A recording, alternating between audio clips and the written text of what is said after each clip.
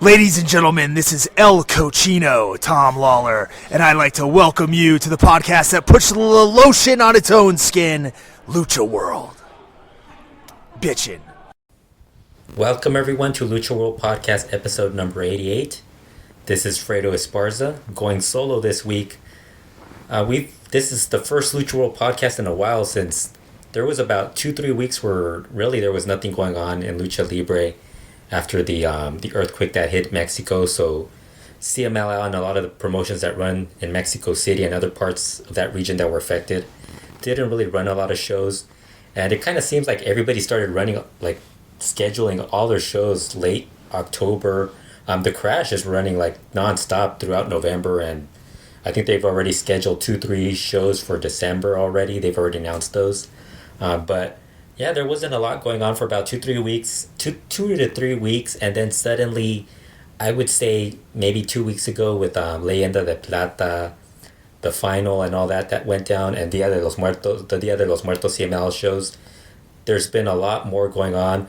In between that, we did have Lucha Underground air their Ultima Lucha Tres episodes, 4 episodes total, which I thought was a great finish for Lucha Underground for their season 3. I think we're all wondering if there's going to be a season 4. If you ask people that work for Lucha Underground, they all seem to think that there will be a season 4. They just don't have a confirmed start date. That's what I've been told by a couple of people that work for them.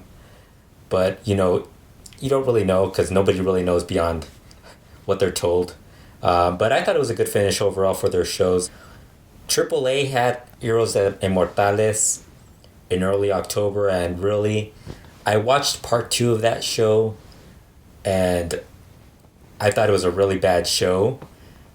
And then I was thinking of watching part 1, but then a lot of people who watched part 1 told me that it wasn't really as good as part 2, so it really wasn't worth watching. So I decided not to watch that because there's so much more wrestling to watch that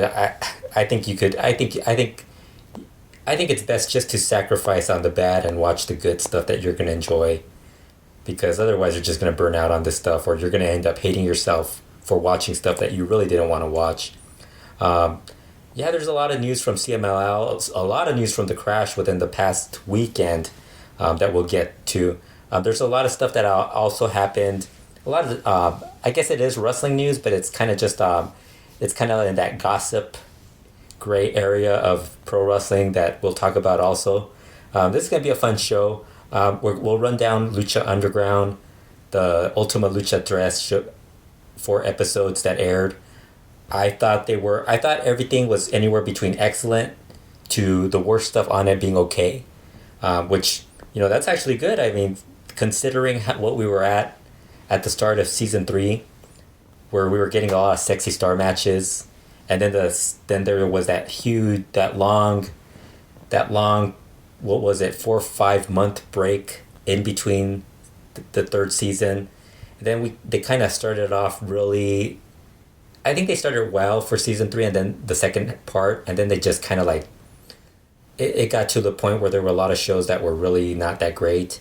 And then they really picked it up for Ultima Lucha Tres. I thought those shows were great. Oddly enough, the best match I thought happened the first episode of Ultima Lucha Tres, but I will say the 4th episode was really a strong finish to the season. And rather than go through each episode one by one, I kind of thought I would just start from the matches I thought were okay, and then get all the way to the ones that I thought were excellent. So the first match I thought was basically okay was the 13-person Battle Royal with the unique opportunity on the line. Dario Cueto had actually mentioned that the winner of this match would get a unique opportunity. He would announce it afterwards.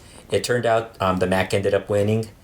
The match was really not that great. It's a Battle Royal, Battle Royale, whatever you want to call it, or in Spanish, Batalla Campal. They're all horrible. I don't really get them.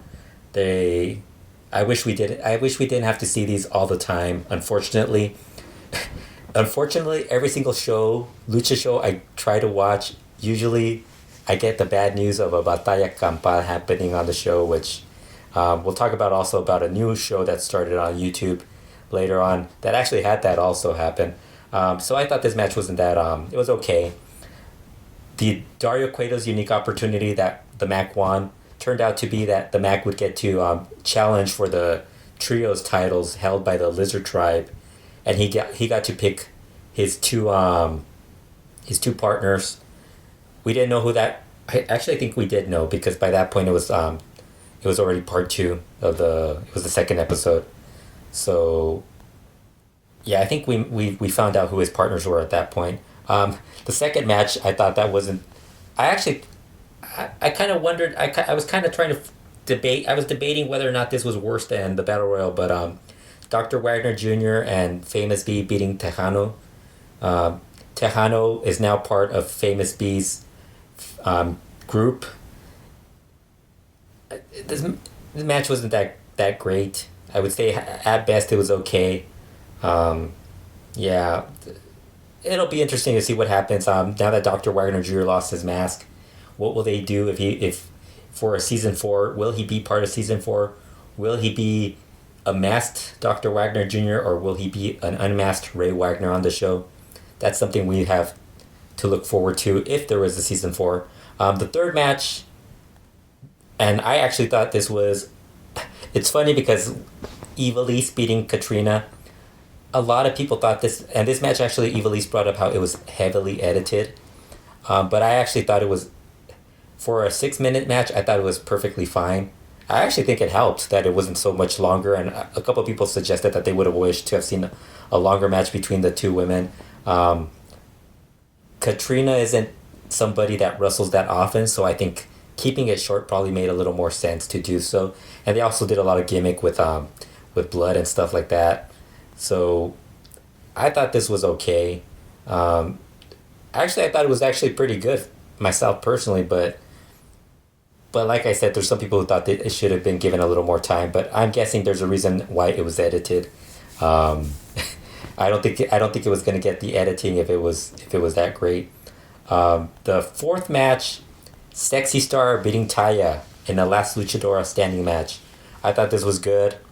Taya's really improved. And it's funny because this is like 18 months ago, so if you've seen her like in AAA before she left AAA and then Impact, I think the match with Ayako Hamada was probably her best match that she's had in her career. In Impact, I don't know. It's more of a story type of deal, so she's gotten I think the one match I saw her in Impact, it was more of a squash match to get her over. So she really hasn't. I haven't really seen as much of her there, and I think she's not even. I think she's done more on the indie scene more than anything else, and I haven't seen a lot of her indie work, but I've heard some good things about her on indie shows, and she got to work with Sexy Star. It had a lot of gimmicks in it, so I think that's what helps this, because of the limitations that you get with Sexy Star, and really, I mean, it's unfortunate Sexy Star won, but it's going to be interesting what happens, because now that she's in the outs with AAA, will she be back for season 4? Who knows? Hope not, because I don't mind if she actually is on Lucha Underground, but the way that they use her, where it's like she was constantly on that first half of season 3, it's like, I don't really want to do that. I don't want to go through that again. That match was on the 3rd episode of Ultima Lucha Tres. The next match was also on the 3rd episode of Ultima Lucha Tres. Covering Ultima Lucha Tres was Pentagon Dark beating Son of Havoc in a ladder match for the Gift of the Gods. This was good.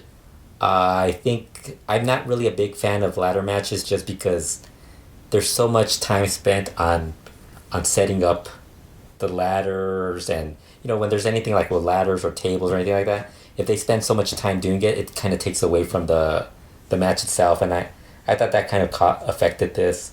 It was good. I didn't really think it was that it wasn't great. Pentagon Dark had more to offer later on, as we'll see, as we saw in the 4th episode of Ultima Lucha Tres. Up next is the trios match. The Mac, Killshot, and Dante Fox beating Drago, Vibra, and Pindar for the Lucha Underground Trios titles. This was also on part 3. It was the second match on that episode. I thought this was good. The only thing that I kind of was not too thrilled about was the fact that Killshot and Dante Fox were in this match. Since the previous episode, they had actually been in this really great. Actually, in the first episode, Ultima Lucha Tres, they were in this really great, like Hell on Earth. What was it? Hell on Earth or whatever it was called. Hell of War. Really violent match, and I kind of thought they probably should have milked that a little more. They did sell on in this match like the injuries and stuff like that, but I think they could have gotten more out of it. But it was fine. I'm okay with them winning. It was a good match too. So, I think the only time it was, and you didn't get Vibor in the match as much, so it actually helped that he wasn't in there that much. But yeah, that was actually I thought that was better than the Pentagon Dark Son of Havoc match that was the main event for that episode. Up next, I thought Matanza defeating Dragon Azteca in a cage. That was in episode 4. That was the first match. I thought that was a really fun cage match. I thought that was cool when Matanza threw out Dragon Azteca through the cage, and then Dario Cueto decided to change the rules because technically Dragon Azteca won the match because he was the first one out of the cage. But then Dario Cueto, being the Lucha Underground owner, switched the rules, and then they continued. Matanza won. And then you had Black Lotus get involved, and I actually thought that was it started off kind of lame, but then it got better towards the end as Matanza finally, he kind of got to destroy her. It looks bad, but at the same time, that's kind of what he's supposed to be. He's a monster, so it's kind of weird to see him get, powerbombed by a girl who rarely wrestled and we rarely saw on Lucha Underground. So it was good for him to actually get that, to continue his character as the monster of the promotion. Then I thought I think it's difficult to split up these matches, guys. I thought they were both, the final segment was great. The final hour of this show was great. Prince Puma beating Johnny Mundo to win the Lucha Underground Championship. This was a championship versus career match, and I thought this was really great. I think it's hard to separate the Puma Mundo match from the following match that happens afterwards, because it's pretty much part of the storyline. So then I thought this was really cool. Lots of great stuff in this match. The only thing I thought was I actually thought the interference by the Worldwide Underground was really good also. I thought, and then Angelico made his return, which was surprising, because I think the last time he was on was sometime during I can't even remember at what point he was still on the show. I mean, between him and Ivelisse, it's hard to keep up who's still around and who isn't around because of injuries. But yeah, he showed up. Jack Evans screamed during the match, so we knew at that point his... Actually, the other thing that was really cool was leading up to that match was the Tayez documentary on Johnny Mundo. I thought that was a great build-up to the whole thing. Really a great final hour of Lucha Underground. The final episode of Lucha Underground was really great. Then came Pentagon Dark defeating Prince Puma to win the Lucha Underground Championship and also end Prince Puma's career. I thought that was another really good match.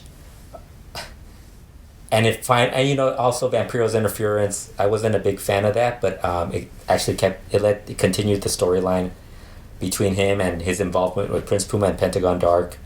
Prince Puma should have listened to Conan and never trusted Vampiro in the first place, and that's what happens. And then they had the whole scene where Prince Puma leaves his mask and walks out into the night, leaving Boyle Heights. Who knows what's going to happen with him? Obviously, everybody's already talking about all those rumors where he's going next.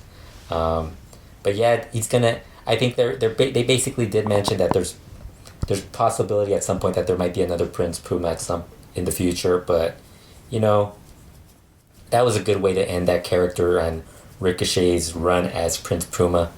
I thought that was cool. That I don't even think they showed his face as Ricochet. So that was also very cool of them to do that. So that they could find somebody else that maybe looks like him physically. Although I doubt that'll happen. What else happened in this? Those were actually I thought that was actually the first of the 4 episodes of Ultima Lucha Tres. I thought the the finale was really the best one, the best complete show from top to bottom. I thought that was really the best show.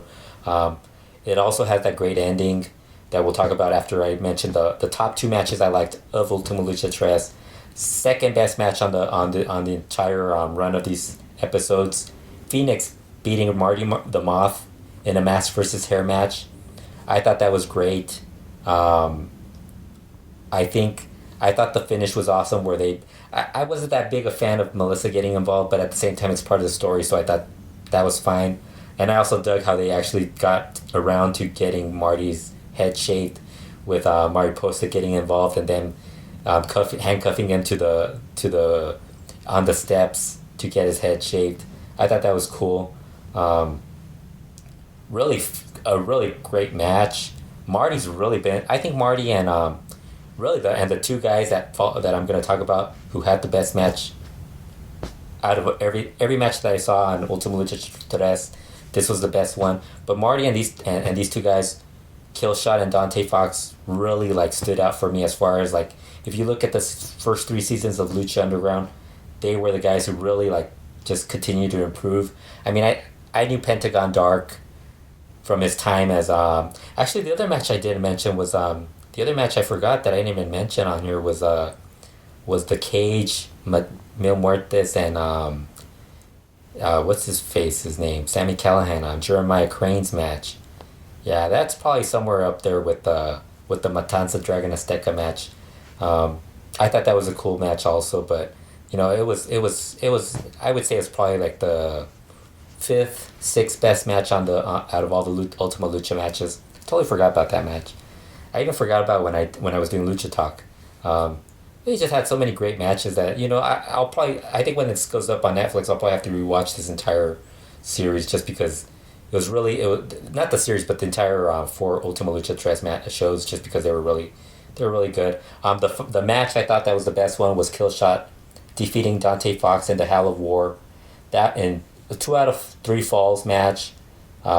Each match had a different stipulation, and I thought this was really violent, really just a great match.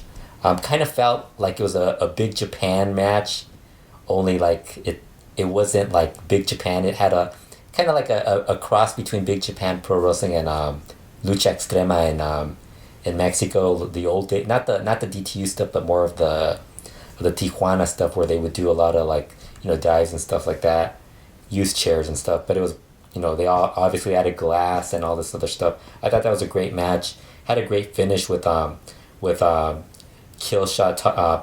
Dante Fox shoving Dante Fox into that glass and ending and then, you know, pretty much ending him there. Really good overall. Some of their stuff from Ultima Lucha that I really liked. Daga made his way back, and he has a giant sword. It could have been Argenis's Rey de Reyes sword for all we know, but he chopped off Pindar's head, so now Pindar is gone, and I'm guessing that might be the end of it might be the end of the Lizard Tribe, or Daga is now part of the Lizard Tribe replacing Pindar. And then the end, the cliffhanger. Actually, I don't know if it was a cliffhanger, but Dario Cueto getting murdered. He got shot by Godfrey. I don't know if he was given a name, but that's what we found out what his the actor's name is, or comedian's name is, and he shot Dario Cueto, and now we don't know if Dario Cueto will be back for season 4, if there is a season 4. He called his dad while this was going on, so, you know, maybe his dad will take over. No idea, but I thought that was a great finish. Overall, I thought it was a fun final 4 episodes of Lucha Underground. Really enjoyed it. I do want them to come back. I think there's a lot of people who like kind of gave up on the series, but honestly, I can't sit through Raw. I can't sit through Impact. This is really the one show I could sit through that's in among the American wrestling shows, and it's given so many of these guys a little more exposure to fans in the U.S. who aren't really full-blown Lucha fans. You know, so, you know, I talked to Aerostar about it, and he kind of mentioned that also, that, you know, there's so many of these fans that know that I know them more from Lucha Underground than they do from AAA, because they won't give Lucha a chance. You know, they kind of say they like Lucha, but at the same time they don't really like Lucha because they for some reason it's like this weird barrier for them when nowadays Lucha is very much the same. It's not Lucha from like the 1980s when I first started watching Lucha. Lucha nowadays is very much the same as what you'll find in Japan, the United States.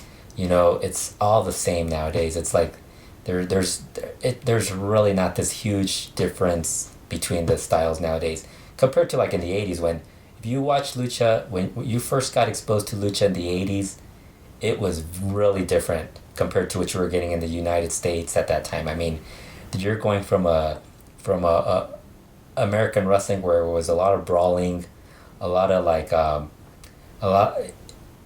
completely different style of even mat wrestling, technical wrestling, high flying, and then you would go to watching Lucha where it was like in a trios match and guys would take a bump and immediately stand up. You don't get that as much now. It's a little more of a actually you get that more now because a lot of the American independents do that, and a lot of the Lucha has gone into the Japanese wrestling. Like you'll see Dragon Gate does that stuff also. Dragon Gate actually does more of that stuff where they don't like when the last few times I saw Dragon Gate they were doing a little more of that faster pace, and they kind of took away a lot of the technical aspects of it. They're more of a high spot fast paced style than what it is nowadays. Than what it was back then actually. So you know, I kind of think the fact that Lucha Underground does this and it's such, I don't know, it's easier for people to enjoy Lucha. I kind of find it like American fans find it easier to accept Lucha Libre if it's done in a way where it's kind of like it suits what they're watching on American wrestling. For I don't know, it's difficult to explain. It just seems to be that way because I mean, I go to Lucha shows here locally, and you will not see a lot of these fans that go to Lucha Underground going to watch, you know, like a full blown Lucha show. Like they won't go see like a Lucha show where it's unless it's like got like the Lucha Underground guys, then you'll see them there. But if you bring in like the CMLL guys, they won't show up because they're not familiar with that style, and especially because usually when they bring in the CMLL guys, they're working one of the Lucha promotions, not necessarily the American indie promotions. Now the Lucha Underground guys will work the American indies, and fans there will show up.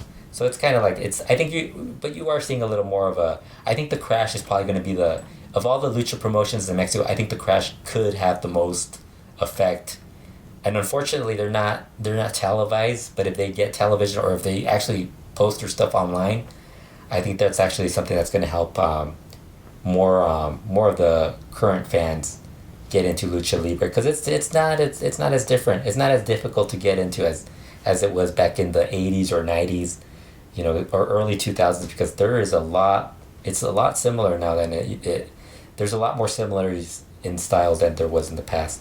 There was, like I said, there was a lot of CMLL news. I think it started really in mid-October when we finally started getting a lot of news. Leyenda de Plata happened. If you haven't watched it, you should watch the Torneo Cibernético. It's really good. Especially the final four, which was Carístico, Volador Jr., and Sansón, and I think it was Mystico. I think those were the final four, if I'm not mistaken. But yeah, that was really good.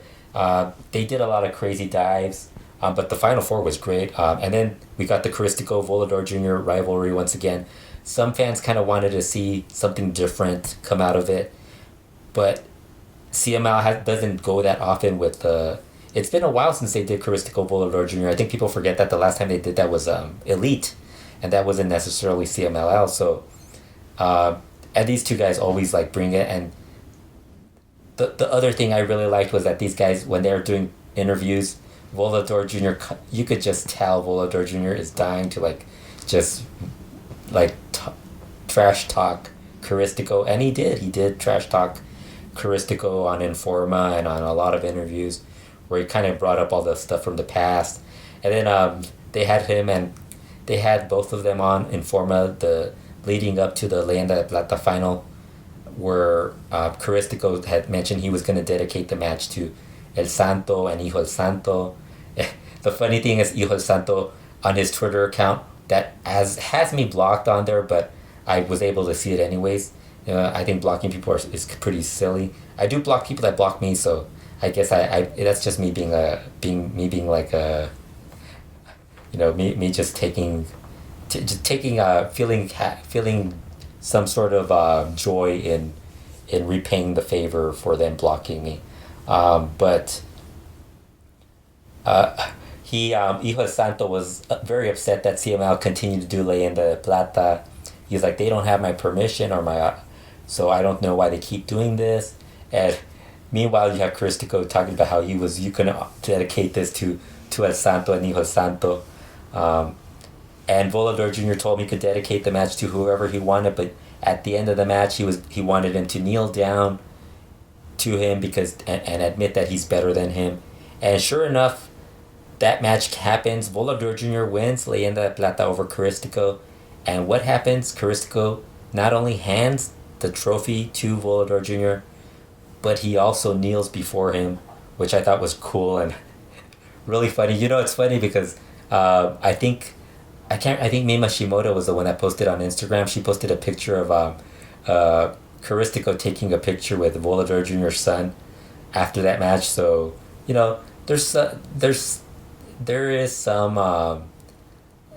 some dislike between them, but at the same time, I think there's there is some admiration between the two as there's some respect in there. It's not all like hate between them.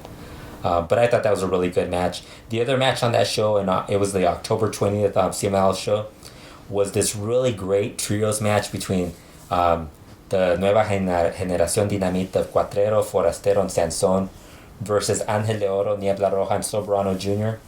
I have a weird feeling, and it's weird because with CMLL, it could be a feeling that you have, and it never happens anyway, so it doesn't really matter, but they had Angel de Oro and Niebla Roja work another trios match, and I think it was this past week, and they were going up against Shocker, Nero Casas, and I think it was Barbaro Carbonario, and they were kind of implying something about Shocker and Nero Casas being the CMLL tag champs, and maybe like there's a possibility for a tag title match between those two teams. I hope so, because they really need to get that tag team title to somebody that will actually defend it and they could actually build up. And I think Angel de Oro, Niebla Roja, especially Niebla Roja, has looked really good. And in this trios match, Niebla Roja, I don't know how many people saw this, but you could see Niebla Rojas kind of like changing his style a bit. He's kind of doing a little more of a technical style where he was doing a lot of head scissors and ranas in the match. So I have a feeling he's trying to be a little more athletic, fit more of the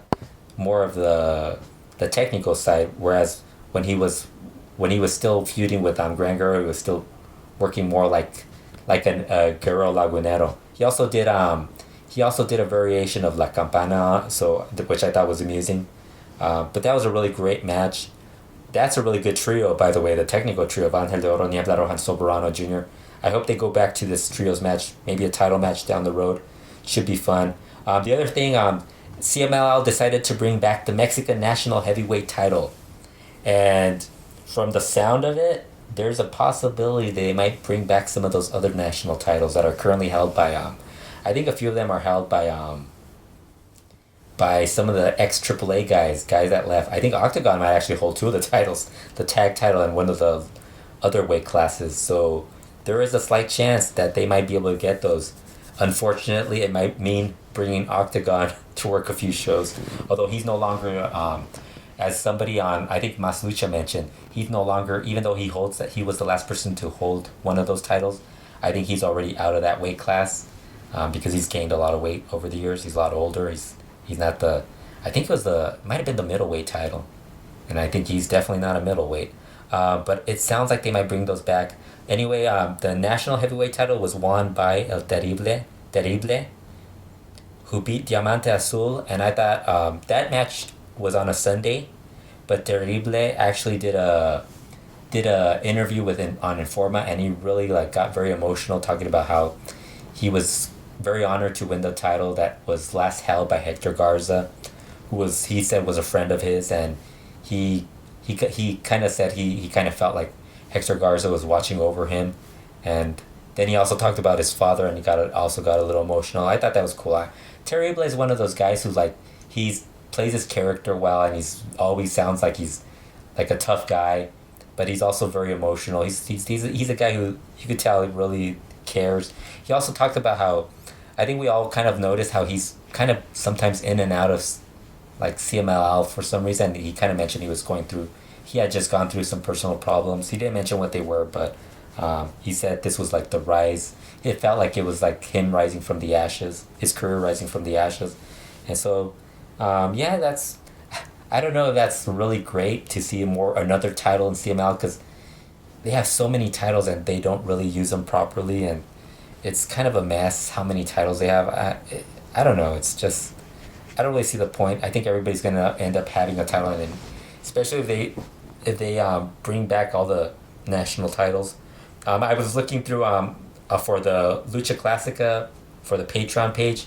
I'm writing up a recap of the Boxy Lucha from 1967, the annual edition, which covers 1966. And one of the things I noticed was that they've had titles for in EMLL. They had titles for, of course, you had the world titles, which were the NWA world titles. You had the national titles, you had the Distrito Federal titles, but then you also had titles for the tag team titles, were actually Arena Mexico tag team titles, the Arena Coliseo tag team titles, and then they had a Martes Populares tag titles, which let's hope they don't go to that, because then we're just gonna be seeing a lot of titles that mean nothing nowadays. Back then they kind of made some sense, although I think you knew more or less which ones were the more important titles back then, but nowadays it's ridiculous how many titles, and then like a lot of them don't get defended, like the CML World Tag Team titles. The CML World Trios titles haven't been defended that much either. We actually finally had Sky team up for the first time versus Guerreros Laguneros. I think that happened the week after the Leyenda de Plata. That was actually really good. Dia de Muertos happened this past Friday. Sansón beat Soberano Jr. to win the Rey del Inframundo championship. This was another good Torneo Cibernetico. It was 4 versus 4. Soberano Jr., Místico, Diamante Azul, and Valiente versus Sansón, Cuatrero, Forastero, and Hechicero. Really good. It got even better as the match progressed, and it ended up just being Soberano versus Sansón, which was just another great match. I'm guessing they're probably going to have a match for that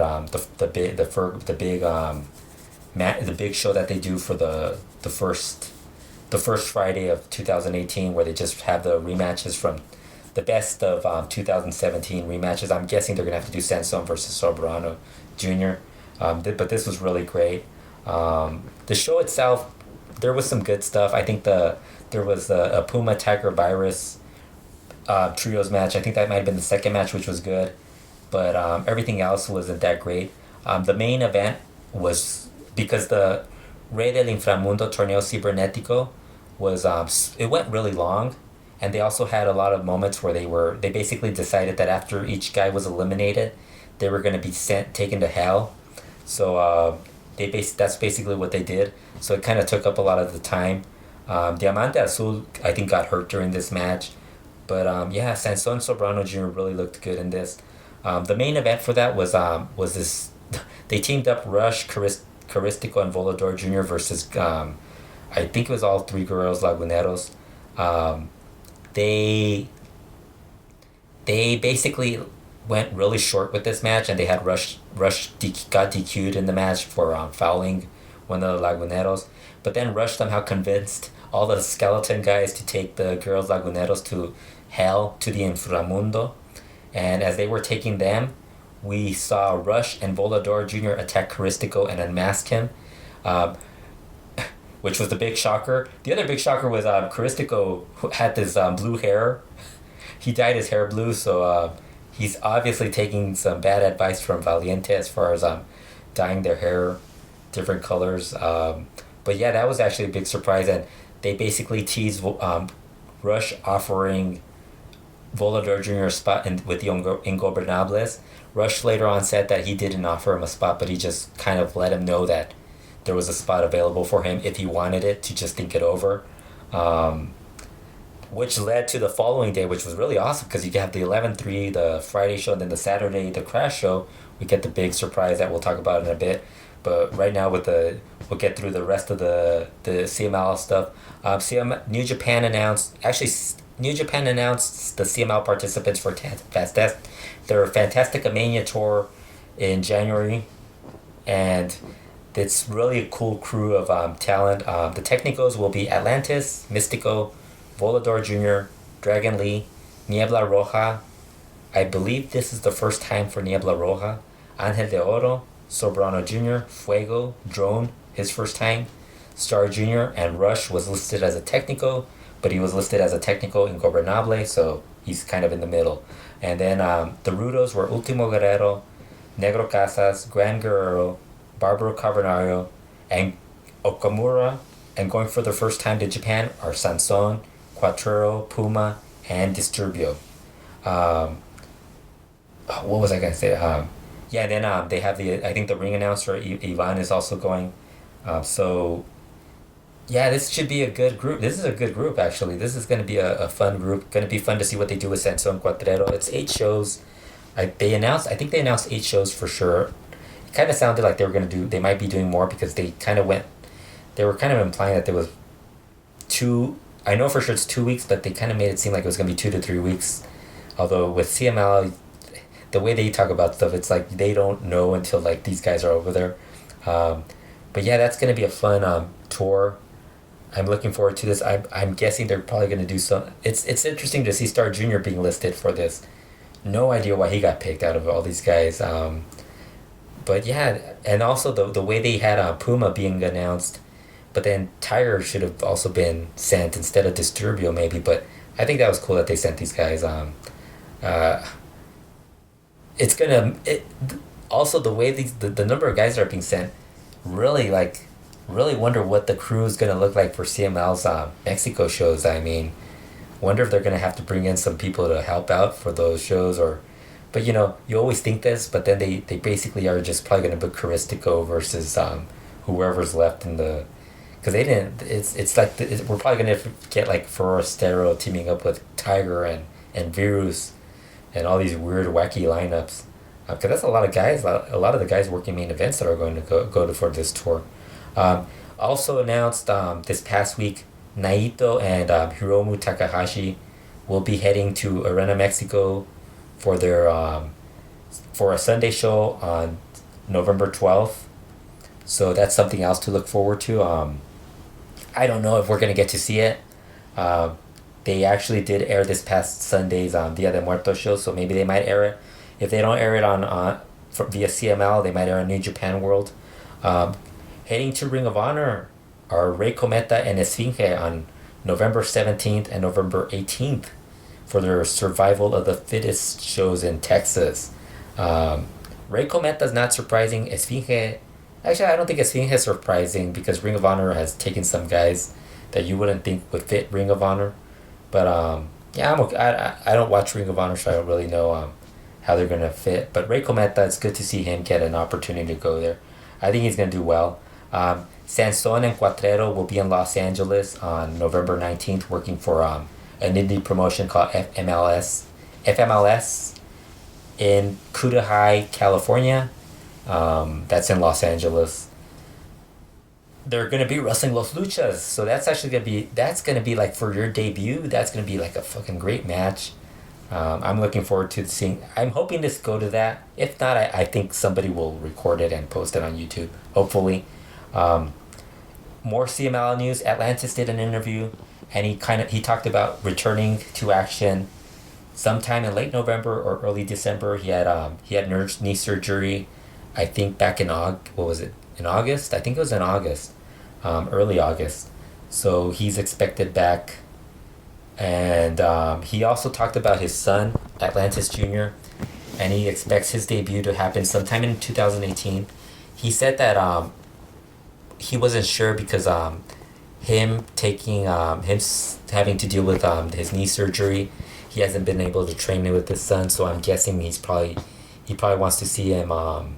He probably wants to get some ring time with him, because I'm guessing obviously when when Atlantis Jr. does debut, I'm guessing they're probably going to do a lot of shows where it's Atlantis Jr. and probably somebody else teaming up with them.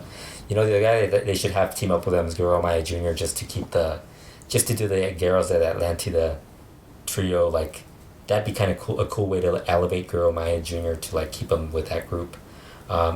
Then there was, like, right after that story came out, Miguel Reducindo, who works for CMLL, posted a picture of some of the talent that's training in CMLL.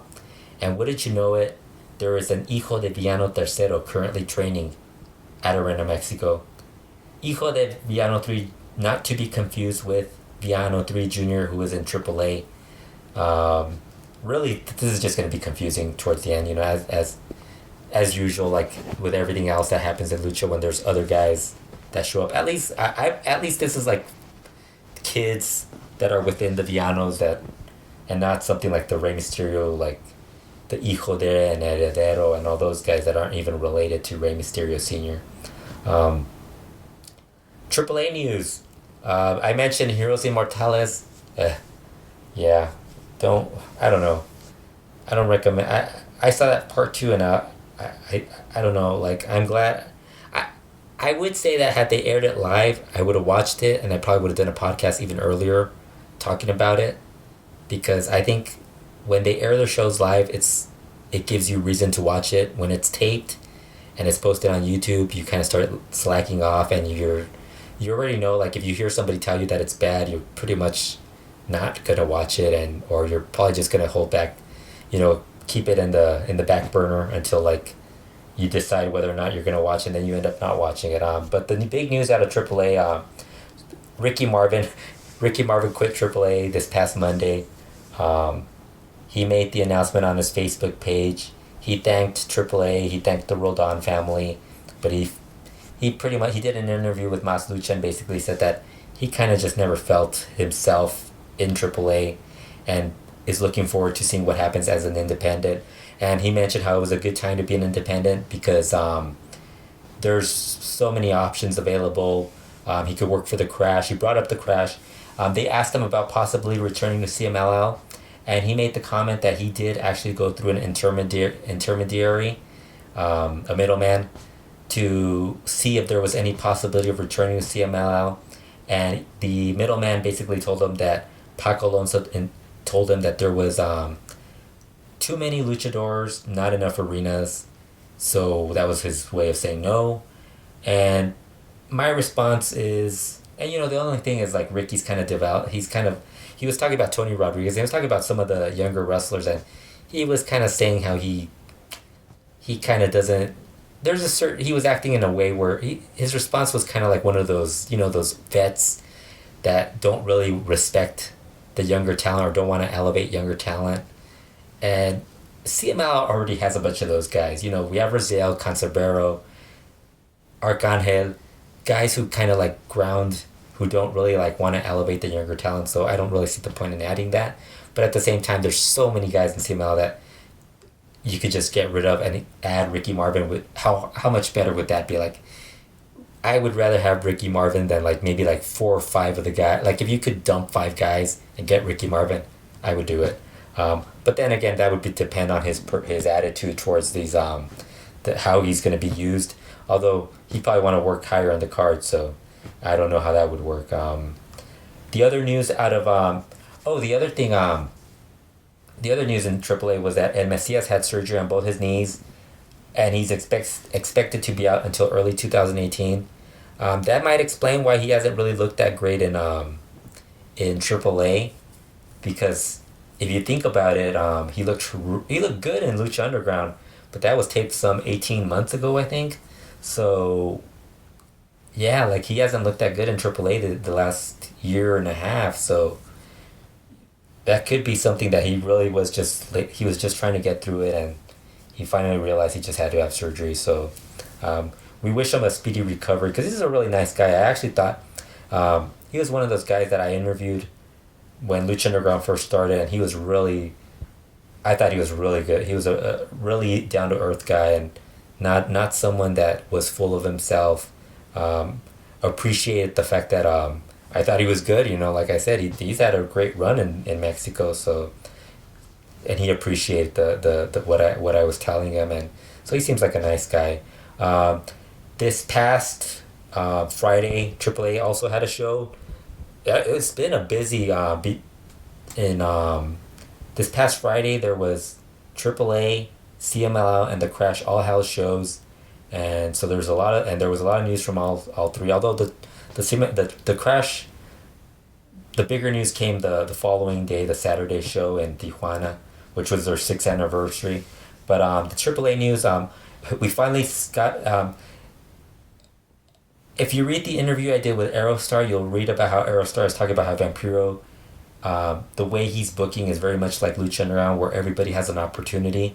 And we saw this in this show where Australian Suicide actually got to challenge Lancelot for the Cruiserweight title. He didn't win it, but he actually got something in this. He got an opportunity to do something. We had 2 number 1 contenders matches. The Ray Wagner won the number 1 contender for the AAA World Mega title match, and Ray Scorpion won the number 1 contender for AAA Latin American title match. After that match, Hijo del Fantasma attacked Tejano Jr., so that feud is continuing. I think that's actually a really cool feud, and I'm curious to see if that's going to be what they will headline, one of the headline matches for Triple Mania for next year, because they've done a really good job. I think that's probably been their best feud and it's not something that's going to bore you like Psycho Clown versus Dr. Wagner Jr., where like it just kept dragging on and on for a couple of months there. Also on that show, the OGTs, Averno, Chessman, and Superfly beat Poder del Norte for the AAA World Trios titles. So Averno is now a champion, and I think that's great. I think Averno is somebody that really needs to be like a focused guy in AAA. Him and Rey Escorpion, 2 guys who were really great Rudos in CMLL, and I think they'll do really great as Rudo. They should be used a lot. They should be used a lot in AAA, because AAA doesn't. They really need to like have some. They're the type of Rudos that you could do a lot with in their promotion, and I think Averno's done a great job with this group. The other day, my parents came over, and I think my mom said something. She said ojo, and my dad thought she said ojete, which cracked me up because I remembered I was just remembering the OGTs, because I think that show was gonna happen. I think it was the Friday that came over, and I was like, I just thought that was funny. The real big news, the Crash, came from the Crash, and wow. This past week, 126F Wrestling, Pro Wrestling, it's a website, Facebook, media site out of Tijuana. They cover Lucha in Tijuana, Baja California, and they were able to get some excerpts from a press conference that Nacho de la O, the promoter for the Crash, had done, and he had talked about how he wanted to have a closer, more of a relationship with CML, and hope to bring in more talent for the promotion. And one of the things I mentioned a couple months ago when Rush started working with the Crash was how Cholo de Tijuana hasn't really been running shows since I think it was May last year. This past May, since May or June. I think May was the last month that he ran shows. I think he hasn't run a show since then, so it's been about 4 to 5 months since the last show that he's ran, and a lot of his shows the last couple of times were in Acapulco, so he hasn't been running Tijuana that much, but CML talent hasn't been working a lot of the Tijuana shows. It's mostly been in indie talent, and obviously the Crash and the AAA guys working EMW, so I think this is a good way, like, maybe the Crash can take advantage of this and, bring in some CML, tell CML, look, you guys aren't getting, your guys aren't, because what happens a lot is like CML guys will work Tijuana and then they'll come to the US and work on Los Angeles or San Diego, because sometimes you hear about it, sometimes you don't hear about it, but they usually do show up here. But lately, it's been a lot of guys coming from CMLL going to like LA or working the FMLL shows, like, you know, if whether it be in Los Angeles or Sacramento or Fresno, San Diego, wherever it is, but they don't have the Tijuana spot. So, and that's kind of like something where they could get a little more money and stuff like that. So I think the Crash could be a nice little like alternative there for them. I don't know if they would bring in as many, but you know, one at a time or maybe two or three, it'd be worth it. So they've been using Rush. This past week in it wasn't the main event, but it was a semi-main. Volador Jr. made a surprise appearance, and if you watch the video, there's a video on YouTube. You don't see the fans really react, because Volador Jr. shows up with a mask on, wearing his Volador Jr. mask, and you don't see the crowd react that much. They just see this guy wearing a Volador Jr. mask attack Rey Mysterio and Penta Zero M. So you don't get this strong reaction until he removes his mask, and they realize, oh, it is Volador Jr., and that's when they pop for it. And then of course Los Ingobernables and Volador Jr. kind of do the interaction. Volador Jr. after the match mentioned he wasn't part of the Ingobernables, but he did want to go out. He's trying to get Rey Mysterio and Penta. He made a comment on one he was talking about how I don't know when he said this, but for some reason he mentioned that a while back he offered to shake hands with Rey Mysterio, and Rey Mysterio refused to shake his hand. I have no idea when this happened.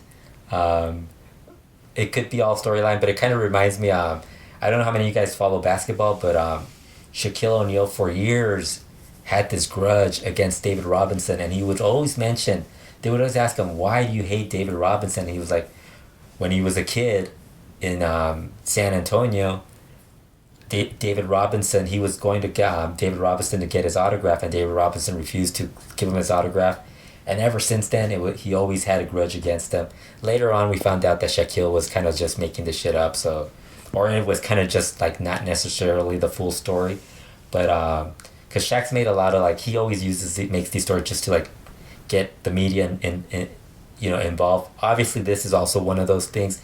I don't think Volador Jr. got this from Shaq or anything, but it kind of comes off like that type of storyline, because Volador Jr., if you watch him wrestle, and from his early years as a wrestler, you could tell he was a big Rey Mysterio fan, and I think he's even mentioned he was a Rey Mysterio Jr. fan. So I think there's probably some sort of he probably thought this was a good way to get this going. But just think about that. The possibility. We are ending 2017. Did we ever think at any point we would get to see Volador Jr. versus Rey Mysterio even possibly happening? Or Volador Jr. versus Penta Zero M. I mean, when Rush showed up, we were all shocked. But now there is a chance we might get Volador Jr. versus these guys, or Rey Fenix, or guys like that. I mean, this is amazing. I mean, this is what we're living in, and I think this is great. Volador Jr. also in that interview mentioned when he was talking about Penta Zero M, he said Penta Zero M knew where he was from, knew where Volador was from, and he knew where to find him, which is Arena Mexico. So who knows? Maybe, I don't know. Maybe at some point we might actually see these guys in CMLL. It all depends on. It's weird because you get this. We're seeing a lot of New Japan talent going to the Crash, or guys who work with New Japan, and then we're seeing a lot of the Ring of Honor guys back in good graces with the Crash, now that CML kind of allowed that to happen. So, maybe this will happen. Maybe there is a chance that we might get this. I personally kind of want to see a reunion of God, I can't remember who was of Volador Jr., Ricky Marvin, and I can't remember who the third guy was, but they used to team up a lot in Gimnasio Nuevo Leon. So I kind of want to see that, like a trio of that happen again. That would be kind of cool. But yeah, that was fun. Also on that show, this was the 6th anniversary of the Crash. Jack Evans lost his hair to Best Guess 666. Jack is now bald. I was wondering if he had his full beard on, apparently he also shaved his beard before this, so he basically he made reference to himself looking like a mini Triple H, but Jack Evans will continue to break dance, and he will continue to be a lucha god, so I have no worries about him coming back at some point. Other news in Lucha Libre that we haven't discussed. Mil Mascaras is still upset at Alberto Hijo de Dos Caras for those comments they made about him being too old and needing to retire. I agree with that stuff, but you know, the thing about Alberto saying that he's done more in his career than Mil Mascaras and how he's traveled more countries. I agree with Mil Mascaras, where Mil Mascaras said, yeah, he traveled a lot of countries, but he got to work with the same guys. You know, Alberto worked with guys within the promotion, whereas Mil Mascaras got to work with All Japan talent. He got to work with when he would go to Europe, he'd get to work with the guys from Europe or the United States. He got to work with different guys from different places. If he was in LA, he worked with different people in LA. If he worked in Texas, he worked against different people. If he went to New York, with different people. Georgia, you know, any other, Florida, wherever he went, he worked with different people. So I do agree with him on that stuff. Mini Poseidon, he's a mini luchador in Mexico. During a press conference for this, I can't remember what promotion it was, but there was a press conference for the show this promotion was going to run, and he mentioned how he was one of Mascareña 2000's sons. And for those of you who are not familiar with Mascareña 2000's gimmick name, nickname, it is El Padre de Más de 20, which is translated to the father of more than 20. And apparently Mini Poseidon is one of those many kids that Mascareña 2000 has, only he does not Mini Poseidon said that he does not recognize him as his son because he is a midget. Mini Poseidon mentioned that he has worked in his uncle Cien Caras' ranch, milking cows. So this is going to be something that's very interesting. Who knows, maybe I could ask Sansón Cuatrero if the story is true. I don't know that they would answer it. I don't know if this is something I should bring up, because this could be one of those bastard sons type of stories that, you know, if you're in Lucha, you'll hear about a little too much. Speaking of other stuff that's gossip, Estrellita, there was an interview that Estrellita did in 2014 that got posted on YouTube, and in this interview, she talked about her career. Actually, she talked about her childhood, and her grandfather, who was her grandfather was the Boxy Lucha commissioner, who actually was involved in banning women's wrestling in Mexico City. So you could imagine that down the road what that happened. Her mother actually ended up working within the commission later later on in her life, and she actually, I think she might have been a promoter as well. But Estrellita, the high point of this was Estrellita talking about how she joined this musical group with Gran Apache and all these other luchadors, and I think at that point she was like 14, 15 years old. And then she talked about her relationships within Lucha Libre, which included she has 2 kids from a relationship with Jerito Estrada. And then she talked about her relationship. She had this relationship with heavy metal, where she basically said it wasn't a relationship. It was more of those, you know, she'd call him, if they were in the same city, they'd hook up. Other than that, it was it. They were more so friends with benefits than anything else. Then she talked about her relationship with Cibernetico, which we've heard a lot of stories from Cibernetico telling about how their relationship. I think they had a relationship for 6 years, and she actually talked about how he was one of those guys that, you know, she just couldn't trust him. Then she talked about Puma King, and her relationship, and how she was just very. She admitted that it was weird that she was dating him because of her past with Puma's uncle Heavy Metal, and then she kind of said that the age difference also kind of she wasn't as comfortable with it, and she ended up breaking up. They ended up breaking up that relationship, and it's funny. She mentioned how they had she was uncomfortable with the age difference, but as right afterwards, she ended up dating Blue Panther Jr. So I don't know. That was one of those. That's just one of those things that Estrellita does, like those stories that I'm sure she has more stories that she could probably tell, but just I'm surprised she was very open about saying this stuff, and the guy who was interviewing her was just like in shock, like really you, but it's like, dude, big deal, it's wrestling. That's part of the whole. That's part of what you expect. There's a new promotion that started posting YouTube. They started posting their show on YouTube, on their YouTube channel. It's called Lucha del Barrio. They posted their first episode. It's 30 minutes long, 2 matches on the show. It opens with Zumbi and Argos showing up at this warehouse where there's nobody in there, just the wrestling ring and a couple of people. I think there's just a couple of people like just standing around setting up the stuff. And suddenly there's this little vertically challenged guy who confronts them and tells them he's the owner of the promotion, Lucha del Barrio, and his name is Big Homie. And then as they're Zumbi and Argo's reaction is that they laugh at him, laugh at his name and laugh at the fact that he's short. And then suddenly this voluptuous woman shows up named Cherry, and she's his secretary, and they talk about, and she tells them that it's true that he's the promoter, and they ask him, so where's the fans and why is this place empty? And he's like, oh, because you're wrestling only for me. And so they're like, okay, and he's like, I'm paying you guys to wrestle. So Zumbi says, you know what, he's paying us, let's do this. So they end up they showed 2 matches. The first one had Taylor Wolf and some other Chilean guy versus La Mosca and Pibe Alfajor, the Argentinians. I skipped through that match, and then they had a battle royal that I mentioned earlier. I skipped through that also. But yeah, if you want to watch more lucha, that's something you could watch.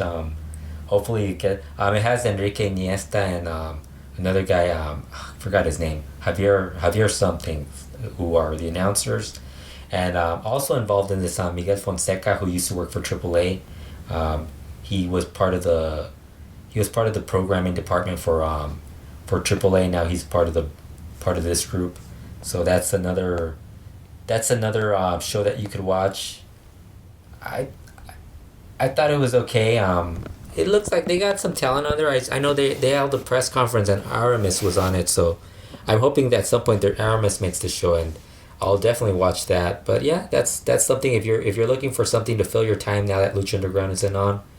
That's something worth watching. Hopefully the Crash will get TV at some point, or at least start posting their stuff on YouTube.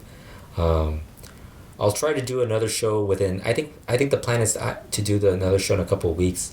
Hopefully, like if we go to that FMLS show, November's gonna be busy for me because I have to go to like my niece's play. I think next week, and then I'm going to a wedding, my cousin's wedding, and then obviously Thanksgiving is happening. So yeah, I don't know if maybe I should have mentioned in 2 weeks, but yeah, there should be something in the upcoming weeks. If not, you could listen to the Lucha Talk. We do that weekly. When I'm not on, the guys will fill it, will cover for me, and they do a great job on MLW.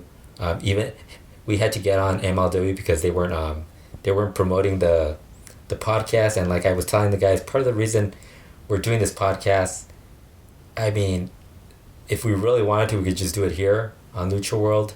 But part of the reason we do it on MLW is because MLW is it has a larger audience, gives us more people to reach out to talk about, to hear, get into Lucha, talk about Lucha, and find out about Lucha. So that's really the reason why we're there, and hopefully and I understand because MLW, as many of you know, they're going to start running more. They're going to start running shows again, and should be fun. Hopefully Court does start, like, I haven't really kept up with what he's bringing in, but hopefully he does bring in some Lucha talent for his shows.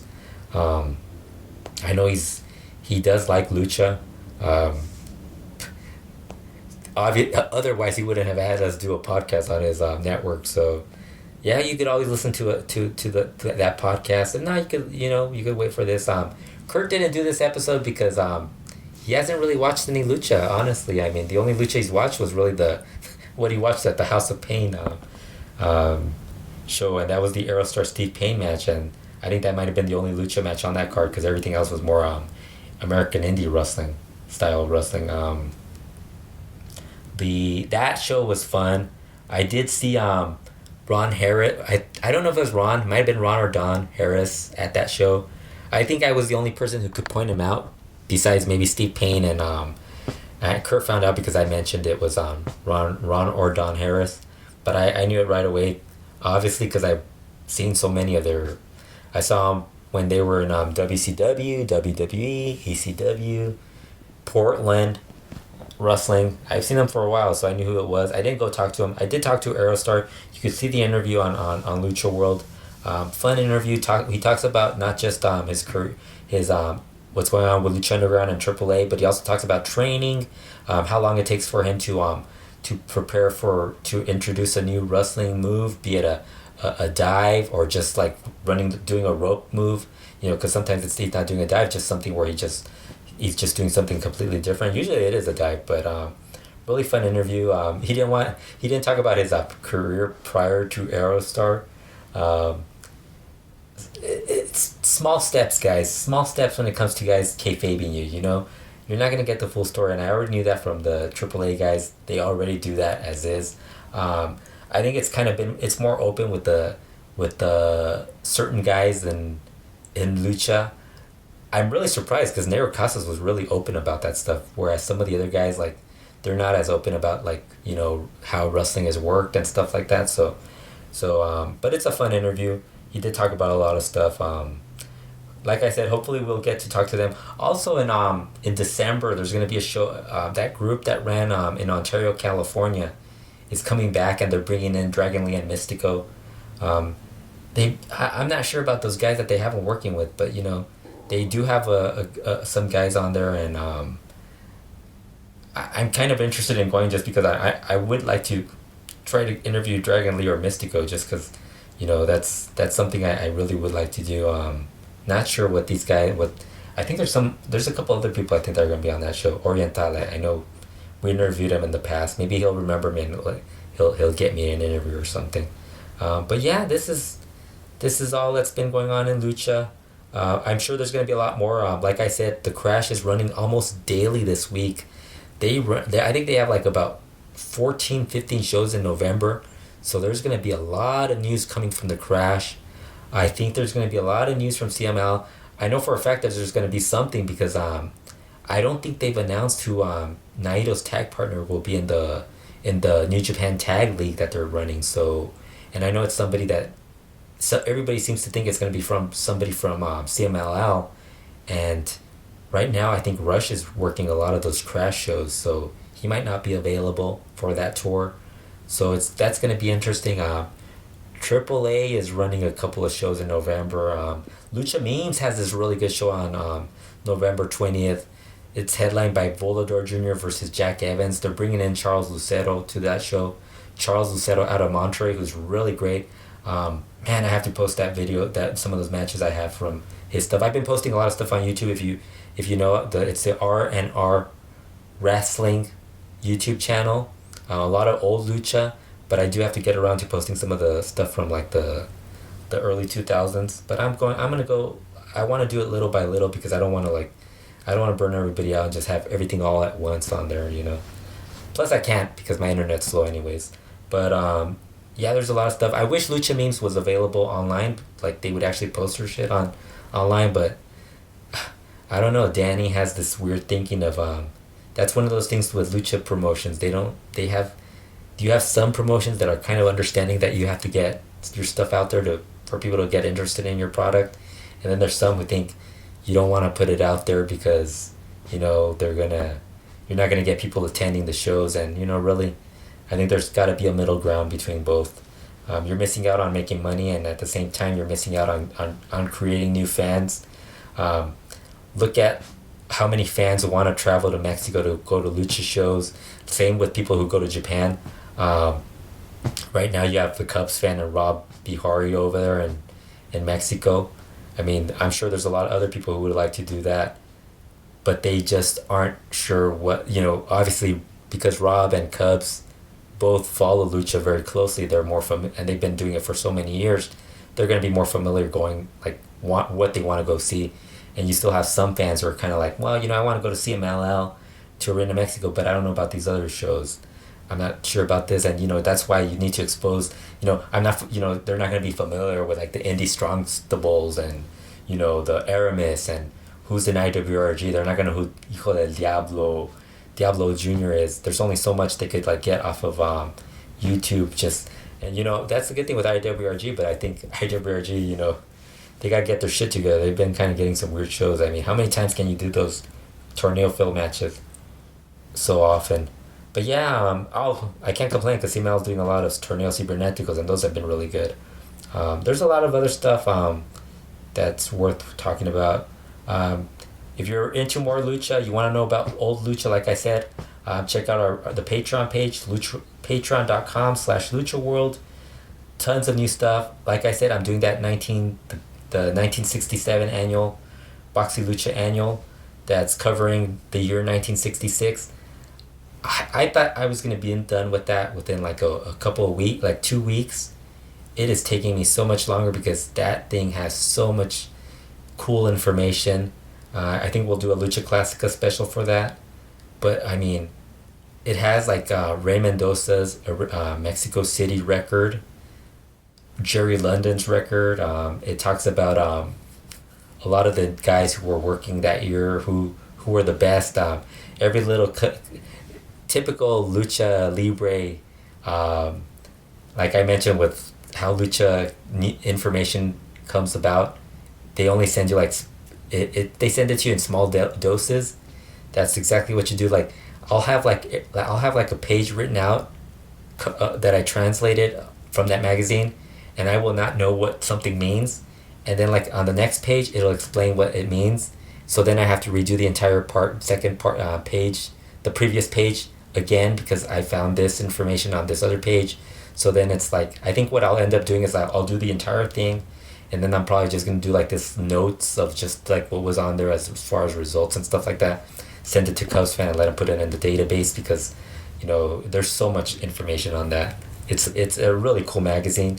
I haven't checked the other stuff, but there's so much cool stuff on that. So that's something you could look forward to if you're signing up for the Patreon page. Beyond that, I think that's about it for this week's episode.